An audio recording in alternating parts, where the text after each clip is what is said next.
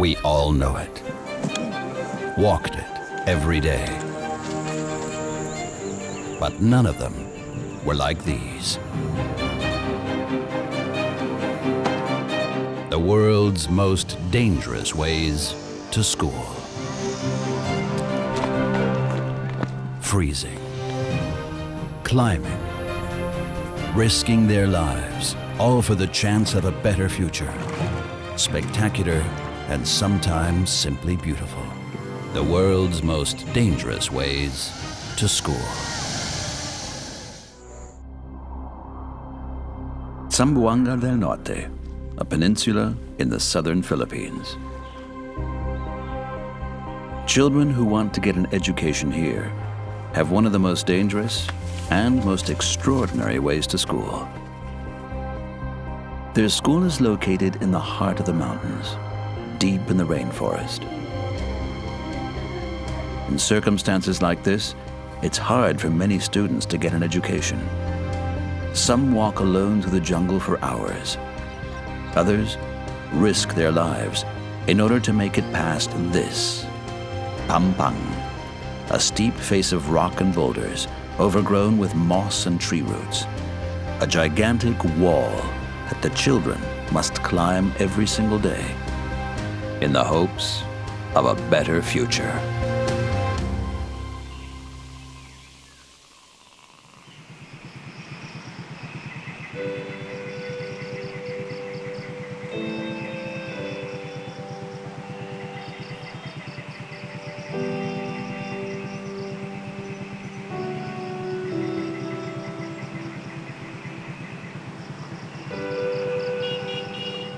When the sun rises on Mindanao at 5:30 a.m., it gets light quite suddenly. The day begins early this close to the equator.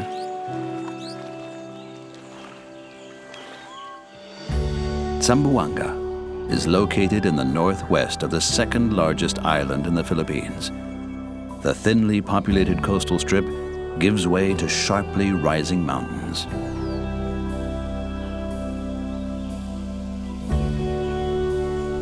In the tiny fishing settlement of Madibago, the day begins with the break of dawn, and thus also begins one of the most dangerous ways to school in the world.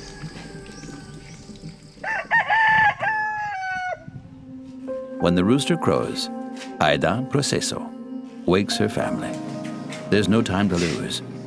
Her daughter, Ivy, has class in 2.5 hours.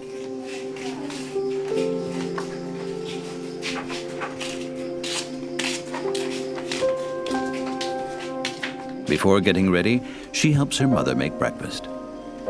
Like every morning, there's rice, fish, and moringa. The Procesos can't afford anything else. Like 86% of the Filipino population, the family lives in poverty. I go to high school in Oro. Sa Oro National High School. It's a long and very difficult journey every day.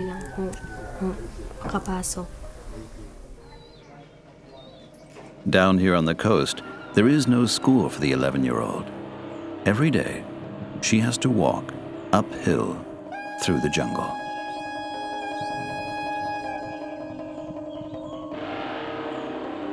It's no coincidence that her school is located on the neighboring mountain, nor is it bad planning.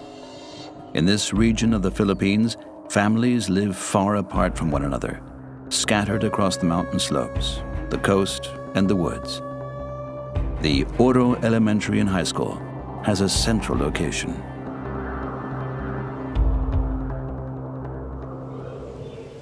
More than 2,500 feet further up, Ivy's classmate Ryan gazes dreamily down on the fishing bay. The 12-year-old lives high up on the summit. For him, it's already high time he started off to school. But first, Ryan has to help his grandmother.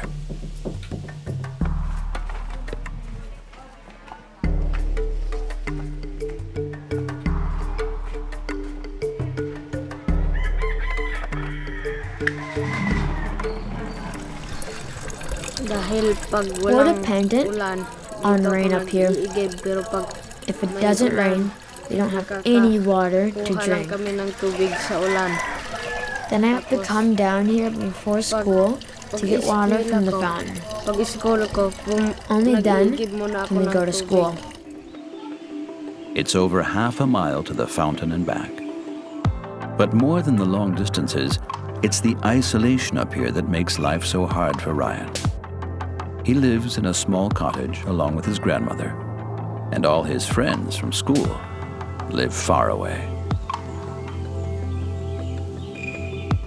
Together they raise pigs. Every couple of months, Ryan's grandma sells one down in the markets in the villages. That's enough for them to survive on. But she wants Ryan to have a better life someday. School is the first step. Si Ryan, ma'am. Ryan isn't like other children. He's wonderful. He helps me with the housework and with other work. He always does what I tell him to do. But he only has a few friends to play with up here. He is playing on his own most of the time. He's a daydreamer. Ako aragin ng trabaho. Ryan's parents live in the capital, Manila, 500 miles away. Their dream? At least a little prosperity. The reality? Ryan's father doesn't have a good education and has to make his living as a motorbike taxi driver. He doesn't earn enough money to feed his son in the city. So ever since his 3rd birthday, Ryan has lived here. Every month, his father sends a support check, about $17 US. Even in the mountains of Mindanao, that's not much. It's just enough for a breakfast of rice and instant noodles. Ryan's grandmother packs the leftovers for his school lunch. I go to school because my dream is to be an engineer. To earn enough money to fly to my parents.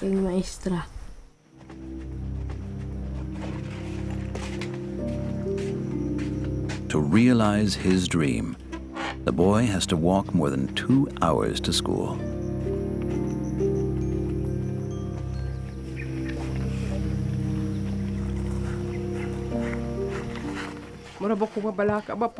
Every morning, when I see him go, it breaks my heart.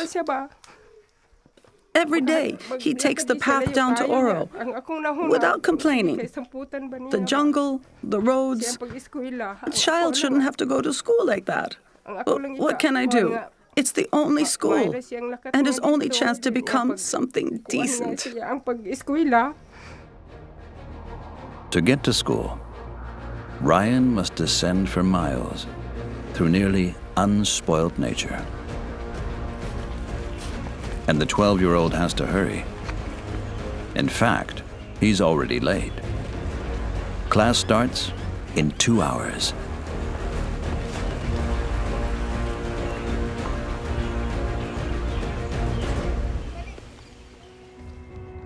Six in the morning. Time is also getting short for the Proceso family in the fishing settlement of Madibago. Right after eating breakfast, Ivy has to go to school. Until a few months ago, her older brothers accompanied her. But since they graduated, they've been looking for work in the city. It was good when my brothers were still there. They could tell me where I should step or what I could hold on to. I felt safer. Now, I have to find my way by myself. One last touch-up in the mirror before going. An 11-year-old girl should have other things on her mind than worrying about how she'll make her way to school today without getting hurt.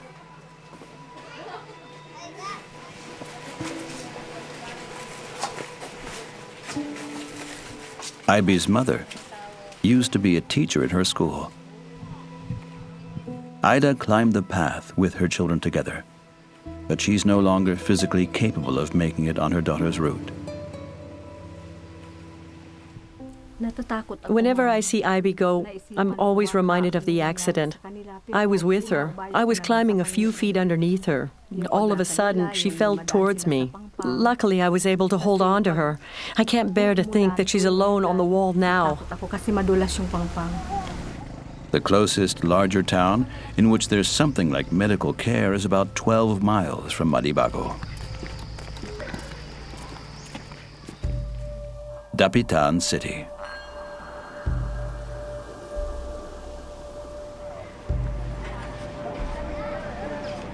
Someone lives here who knows the way over the steep face better than almost anyone else. Frederick comes from Ivy's settlement. Today, he's the principal in Oro. Noong kapanahonan ko po, nung bata pa ko, I know exactly how dangerous it is for the children. Pam-Pang na yun. I went that way for years myself. And that's why I actually don't want the children coming to school over the crack. But I also know that some don't have any choice. Na-experience ko talaga ang hirap doon sa... Because of his own experience, Frederick, along with the school board, has even officially prohibited families from taking the route over the steep face.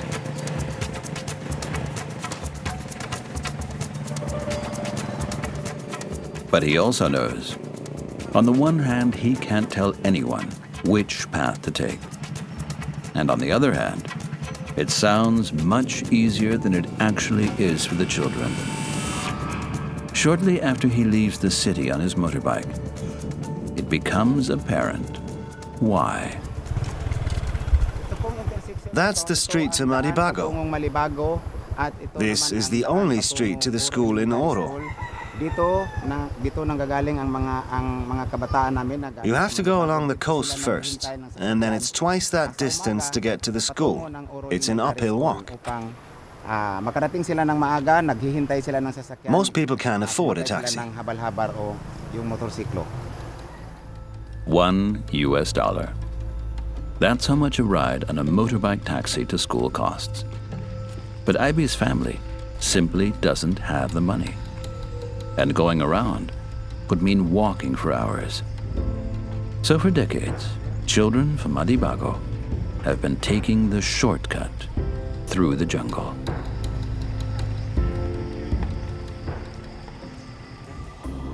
And they have to make it over this. A steep face. The people here simply call it Pam-Pang, which means something like short crossing. A crossing from the coast to the mountains, from water to rock.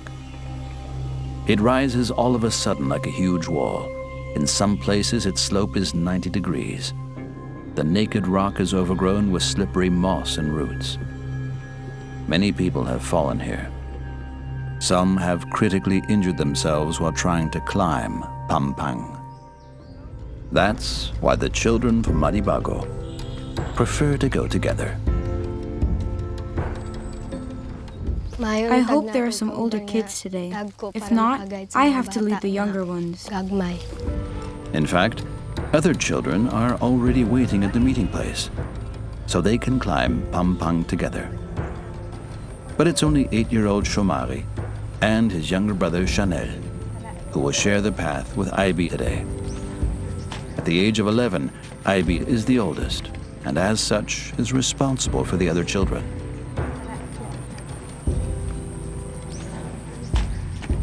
School is compulsory in the Philippines too, but only through 6th grade. And many children simply don't go to school. 1 in 10 is illiterate. Meanwhile, Ryan has reached Cobra Rock, which is inhabited by highly poisonous, but thankfully, timid snakes. Ryan is not afraid of them. He likes to play in the high grass too much. And he has encountered snakes more than once while doing so.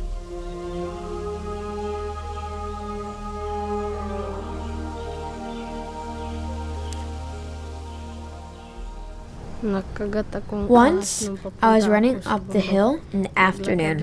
I wasn't looking down. All of a sudden, I heard tack, tack, and my leg hurt.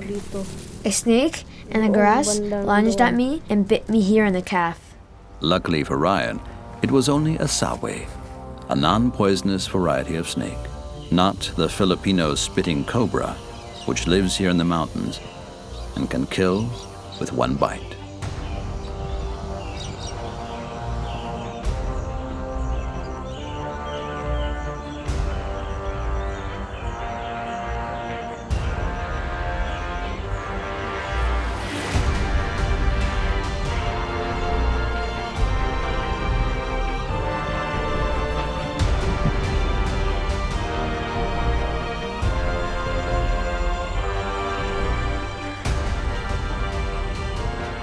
"6:30.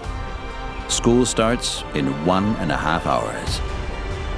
Ryan still hasn't covered even 1/4 of the way yet. The 3 children at the foot of the mountain have also made little progress. They're approaching the most difficult part of their daily route.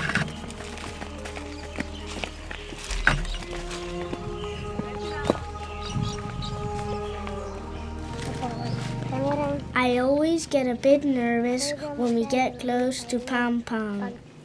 It scares me. Jean-Marie and his brother Chanel are in 2nd grade.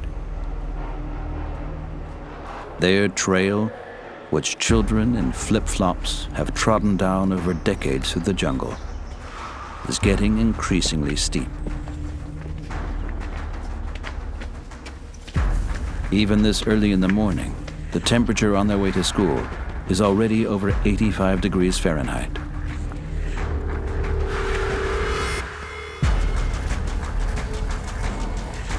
In addition, there's also the high humidity of the jungle.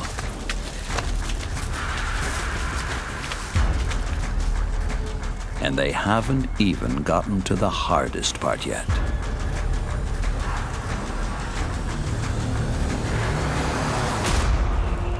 Meanwhile, up on the mountain, Ryan has reached the coconut fields. Sometimes he encounters the coconut farmers here, cutting new notches in the palm trees with their machetes. They use these notches as steps to climb up the trees and harvest the coconuts by hand. Along with rice and mangoes, coconuts are the most important crop in the region. But the yields from the mountain fields aren't big enough to play a role in the large-scale export business. It's too difficult to transport the coconuts down to the cities. Most are sold at markets in the mountain villages. It's almost 7 o'clock already. School begins in 1 hour, but the heat is getting to Ryan. Sometimes, when the farmers let him, the 12-year-old takes a short break and catches a breeze.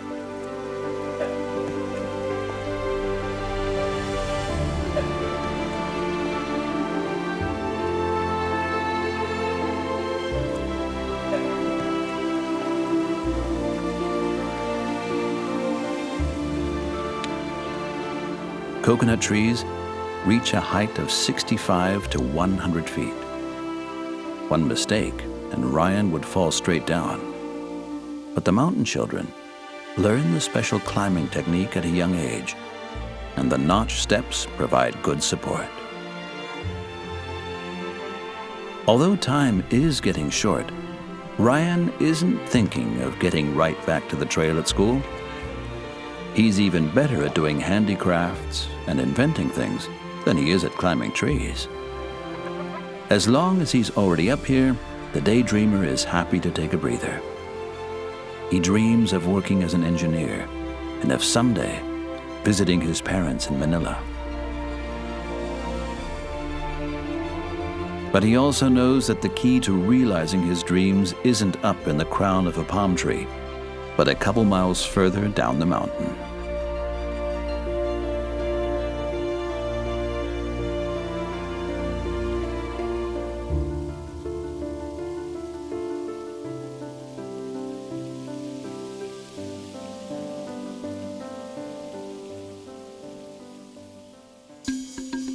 Ivy, Jean-Marie, and Chanel have reached the steepest part.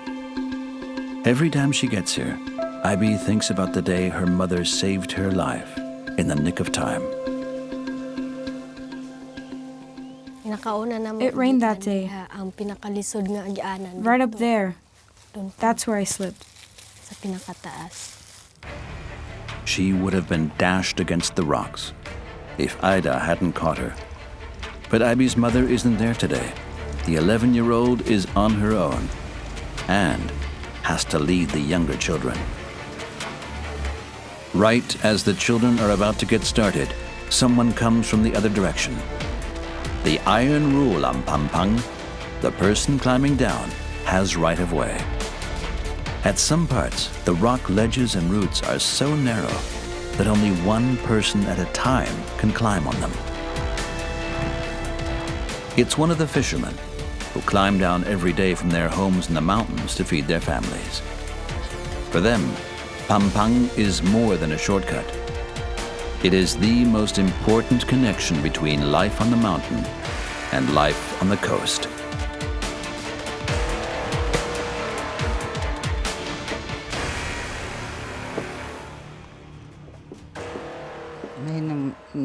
Hold on tight, kids. It's very slippery today. A quick, well-intentioned piece of advice. And then the children are all alone again. Their way up the steep face is now free. Ivy's father is also a fisherman.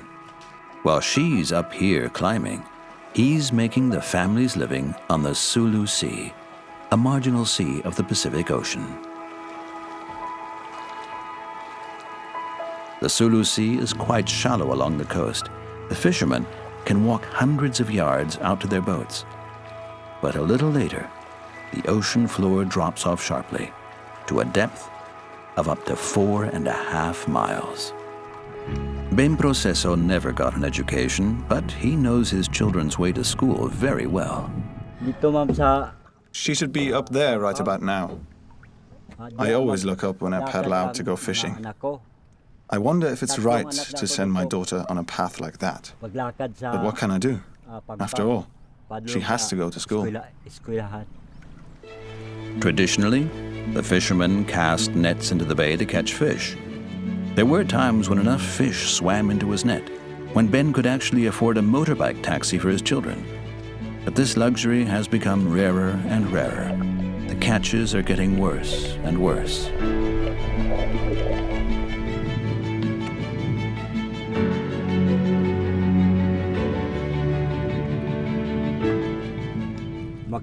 Three fish? That's actually pretty good for one morning. Sometimes I even get 5. I don't want my children to become fishermen. Well, if that's what they want, then okay. But they ought to learn something useful. That's why they have to go to school. Once again, the catch is just large enough to feed his own family. Ben hasn't sold fish for a long time now, and that's why he simply doesn't have the money to spare his daughter the dangerous journey to school.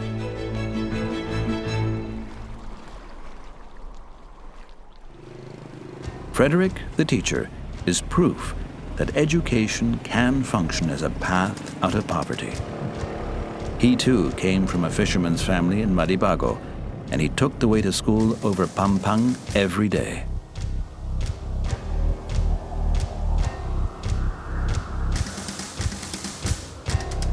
Oro has one primary and one secondary school, with a total of 340 students.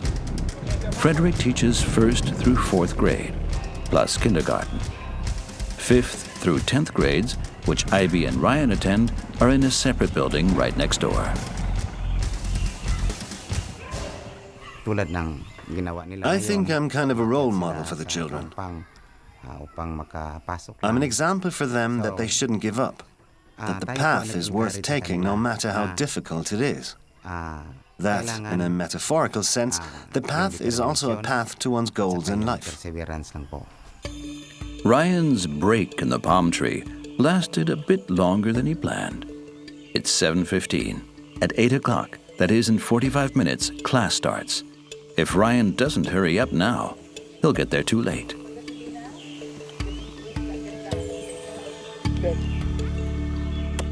But instead of getting a move on, he enjoys a coconut that he has just scavenged.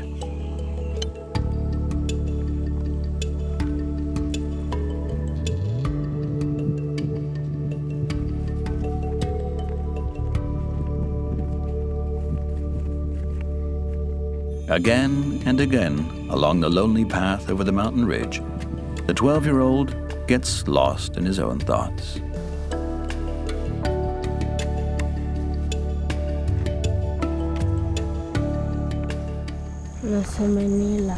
I think of my parents a lot up here. I don't know when I saw them last. It's been a couple of years now. I miss them a lot. I wish they were here.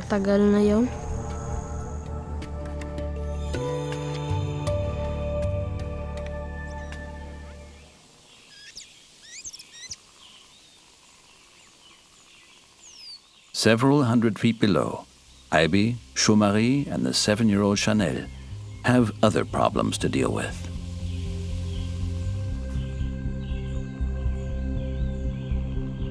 The 3 children have reached the steepest part of Pam-Pang. This is where most accidents happen. The wall changes constantly according to the weather conditions.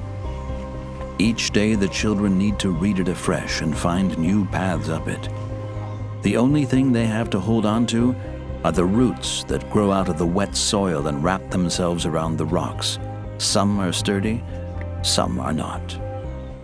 I'm really afraid of this part. I've slipped here a couple of times.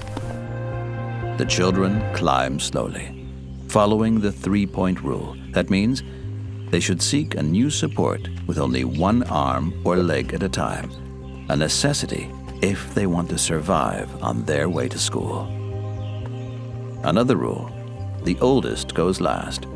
Thus Ivy keeps her eye on the others, can guide them from below, and in an emergency, can perhaps still react and catch them.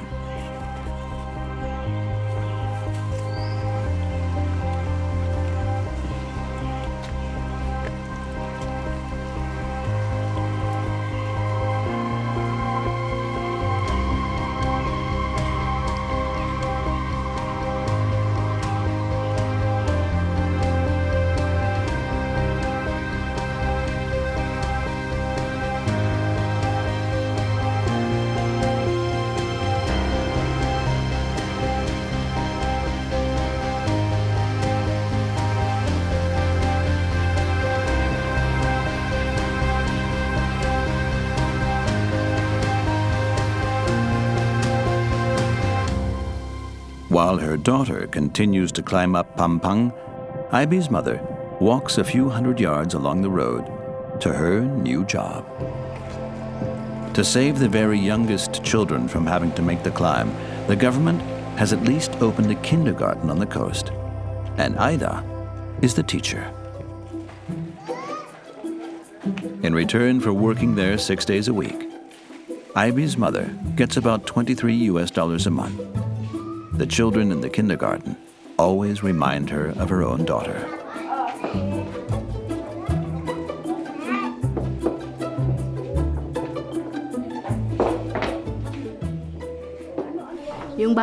When Ivy was that age, she was a very shy girl. That didn't change until she suddenly had to climb Pam-Pang alone. Since then, I barely recognize my child. She's suddenly an adult. And she pays a high price for it, just like those children who now go to kindergarten soon will. As long as there is no school on the thin strip of coast, they will also have to take the dangerous path. There is no longer any trace of Ivy's earlier timidity. Courageous and confident, she leads the 7- and 8-year-old up the crag. Their strength is fading. Climbing takes it out of them, especially the 2 boys. It's important for them to maintain their concentration, as it's especially slippery today.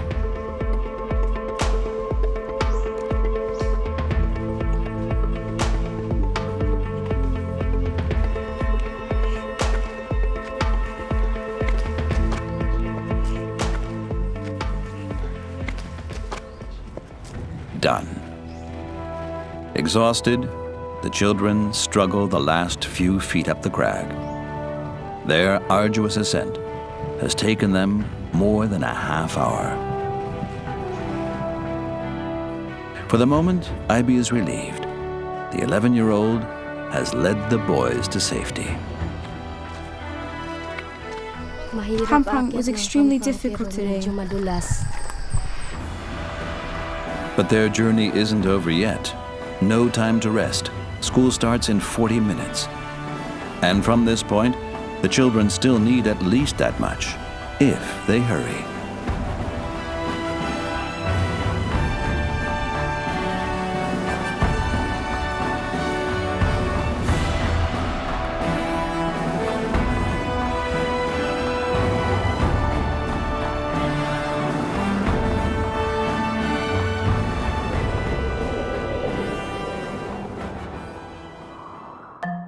Up on the plateau, several children from the surrounding villages have already reached the school in Oro. And they're supposed to be there early. Every morning before school starts, all the students and the teachers clean the grounds. The children from Madibago and the remote mountain settlements rarely participate. Frederick, the principal, doesn't have the heart to punish them or to be mad at them. Those children who live far away almost always come too late. All we can do is offer to spend time in the afternoon reviewing the material they've missed. From the other side of the ridge, Ryan finally reaches a building he knows only too well. It's the Daro Elementary School, the village school he used to attend. It also has a kindergarten. There are only 3 rooms and 3 teachers. First and second grade share 1 room and 1 teacher, as do third and fourth grade. Dito ako nag-school noon. I went here from kindergarten to 4th grade. Daycare hanggang grade 4. Tapos, that's all the further it goes. Malapit lang itong school. There's no secondary school here. That's why Ryan now has to go all the way to Oro. At least from here on, he walks along the road. Many of his former classmates don't go to school anymore. The way is simply too long for them.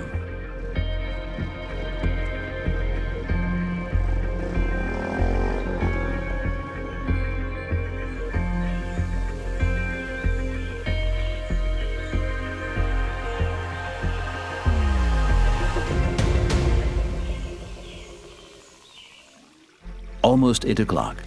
After the climb, Ivy and the 2 boys are hurrying through the undergrowth of the mangrove forest. The 11-year-old is determined not to arrive too late.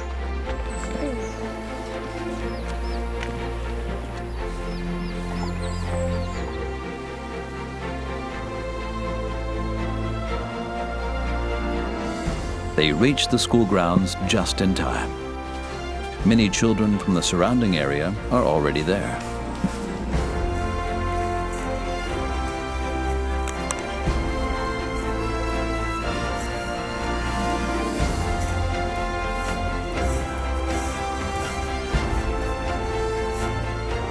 The children from Madibago are happy each time they manage to beat the bell. Like today.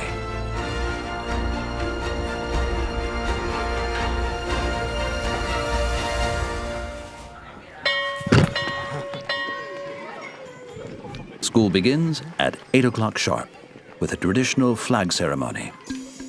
Frederick, the teacher, takes attendance for each class. A handful of students are just about always missing at this time of day. Nevertheless, school begins as planned with the national anthem.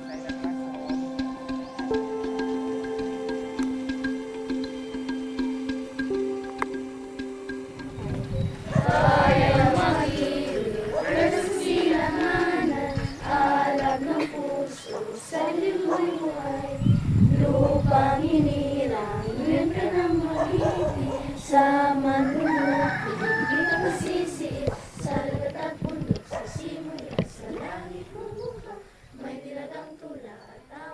As usual, Ryan misses it.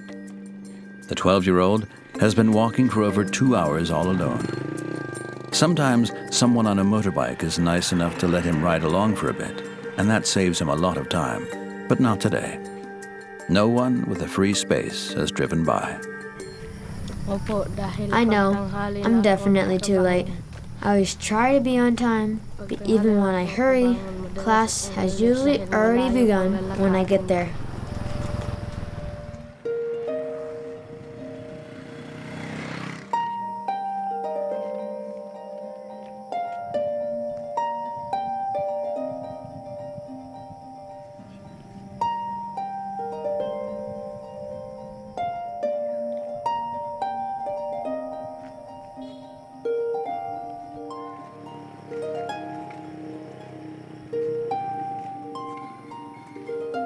He gets to school at 8:45.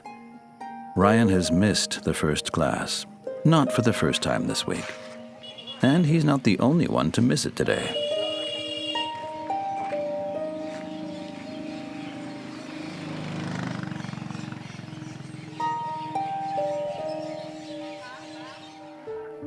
In second grade, the lesson is well underway.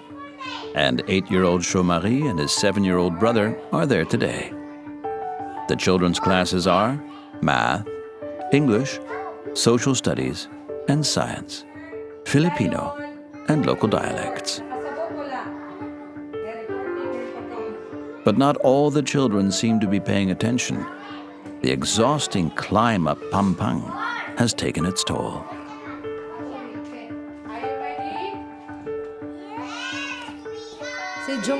You can recognize children from Madibago like Jean-Marie and Janelle immediately. Their inability to concentrate makes them stand out. They're tired. I have to give them special attention to make sure they participate.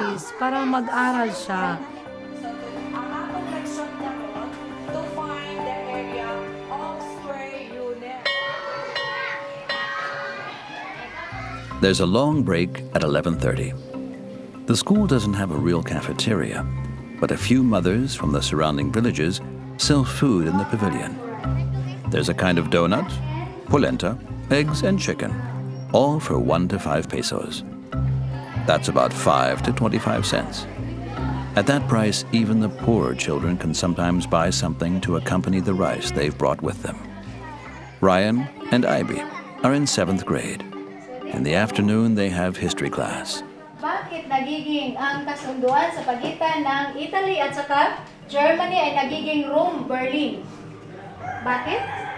Or why? Because Italy, Rome is capital of Italy. They've been learning about the Second World War. At home, Ivy prepared a report about Spain's participation in the war. The Philippines were a Spanish colony for centuries. Even today, the influence of that time can be seen in the country's food, culture, and language. Magandang hapon po sa inyong lahat. Ito po ang gawaing pangkat-isa. Mga sanhi ng ikalawang digmaang pandaigdig. Ang mga pangyayaring naganap at nagpasiklab ng ikalawang digmaang pandaigdig ay ang sumusunod. As always, Ivy's report is a success. The 11-year-old is a model student. Ivy is an exception. The kids with a long walk to school do worse in class than the others. Take Ryan. I know he walks down from the mountain every day. He's very intelligent, but he can't concentrate and almost always misses the first class. First period, kaya yun.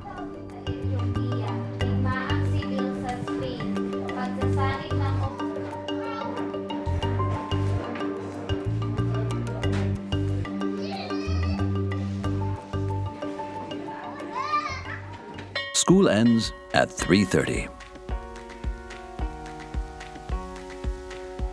The pavilion has transformed from an improvised cafeteria into a taxi stand. Many motorbike drivers from the region, some of them the same age as the students, are waiting in the hopes of earning a little extra money. Chomari and Chanel are in luck. Another student from the coast has enough money for a motorbike taxi and takes them with her. Today, the two boys don't have to climb back down Pam-Pang. Ryan has also found a ride. A farmer going his way can take him along for part of the journey. A rare stroke of luck.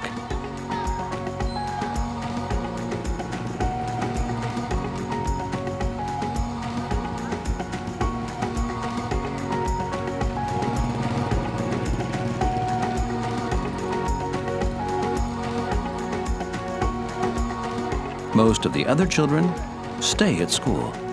The grounds are open to everyone in the afternoon. Teenagers who live far apart from one another use the opportunity to play basketball together, the national sport of the Philippines, or just to spend time with their friends. Like Ivy. Maging policeman. My friends are here. This is my only chance to be with them. Magdodroga. Getting a ride from the farmer saves Ryan a whole lot of time. Over 1 hour on foot. Opo, dahil para pag abot I want to get home fast. Makapaglaro ako. For a change, the 12-year-old does not dawdle on the way home. As happens so often, a storm is drawing near.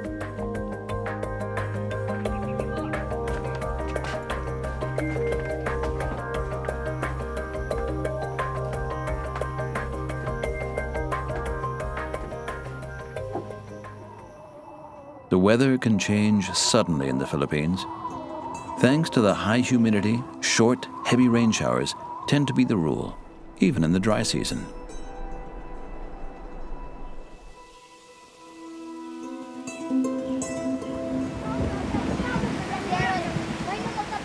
This is no problem for most of the children. The clouds often disperse as quickly as they've gathered. But for Ivy, it means even greater danger on her way home from school. The roots, the rocks, the soil. Pam-Pang is now even more slippery than usual.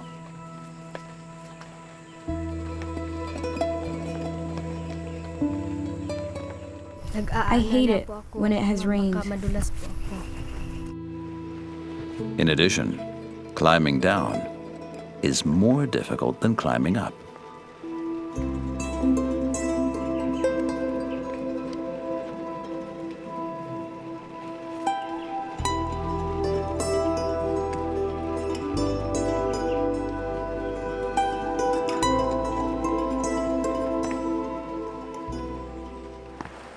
Ivy's mother, Aida, dislikes the rain as much as her daughter.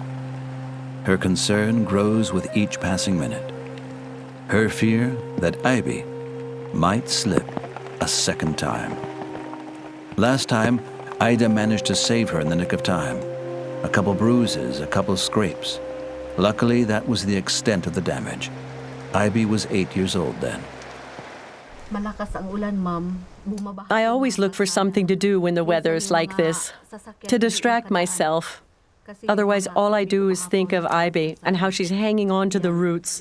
I can't stand it. At that very moment, Ivy has reached the steepest part of Pam-Pang, and the rain is getting stronger. There's no one around to help her in an emergency.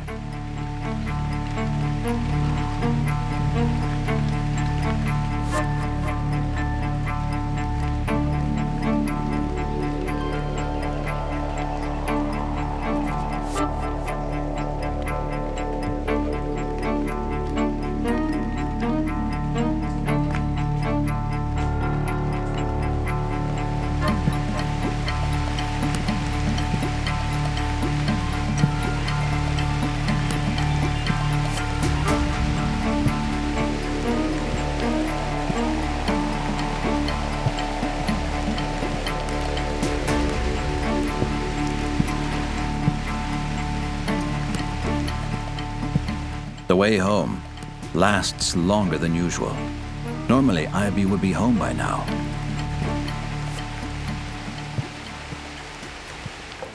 At a certain point, no shirt in need of mending could distract Ida anymore. She must keep a lookout for her daughter.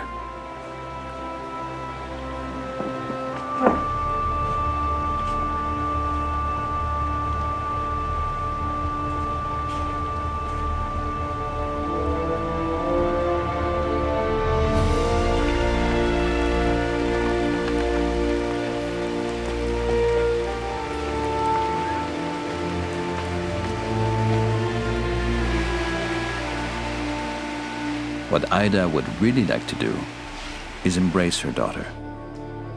But she doesn't want Ivy to notice how concerned she is. Ultimately, tomorrow is another school day, and so no exceptions can be made today. Ivy has to do her homework. I want to be a police officer and put criminals in jail.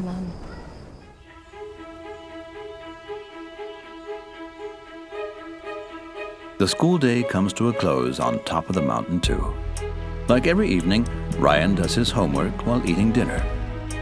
He's pretty tired, but that doesn't keep the 12-year-old from chasing his dreams.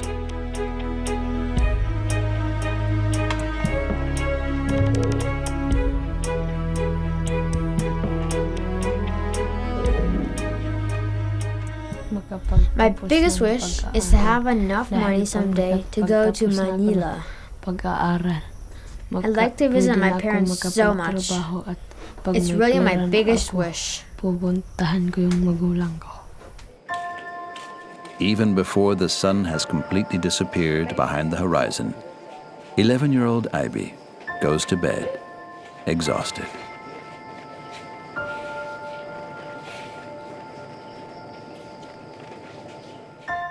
Ryan also goes to bed early, like always. The children from Zamboanga del Norte. They've got to get started again at the break of dawn, starting along one of the world's most dangerous ways to school.